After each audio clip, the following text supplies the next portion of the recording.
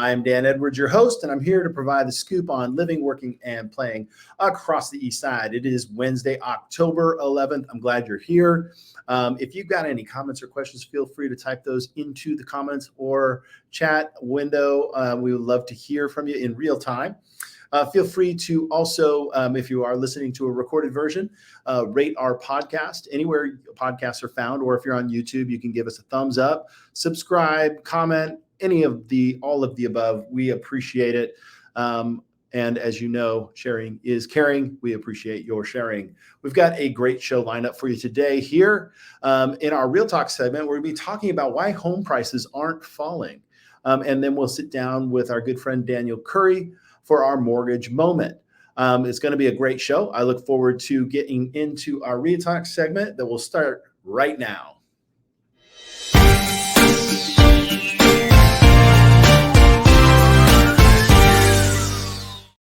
All right, we're going to dive into the topic of falling prices. About a year ago, a lot of people, and I would say even more than a year ago, people said, what goes up must come down, that these rising prices cannot continue forever, right? What is going on, right? As I know, there are some people that are considering taking advantage of quarter number 4 here in 2023 to find some great deals, to find some descending prices. I have to say, I am seeing a few price improvements out there, but why are home prices not falling? So since so many pundits said, what's going on?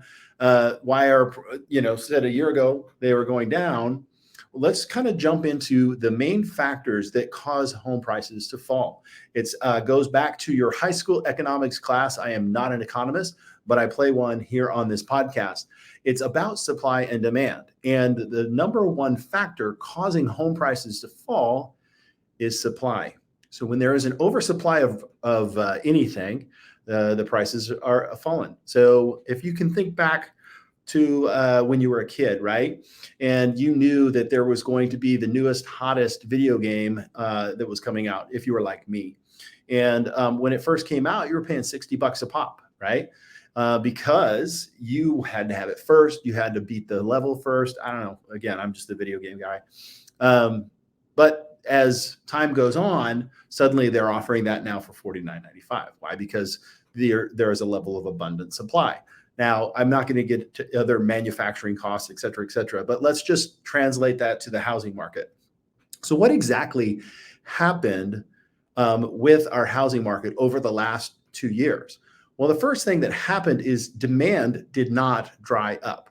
Demand remained the same. However, interest rates rose, and interest rates pulled some would-be buyers off the market.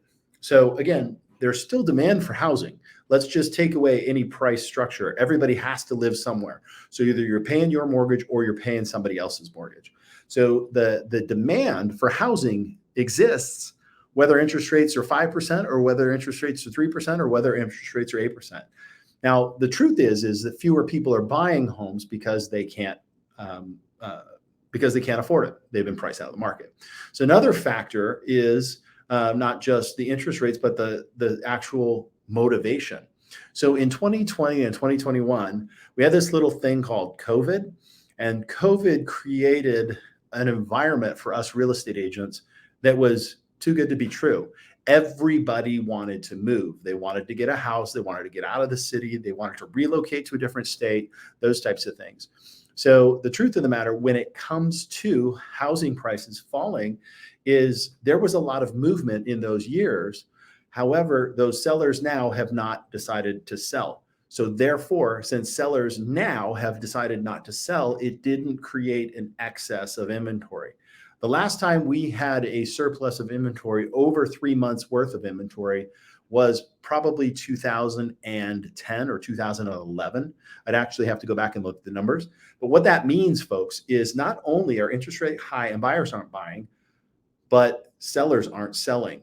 So that creates, and again, that other point is that people still need a place to live. So it creates a scenario where there are still plenty of inventory, or not a lot of inventory, and not a lot of buyers. So you actually have like stagnation versus over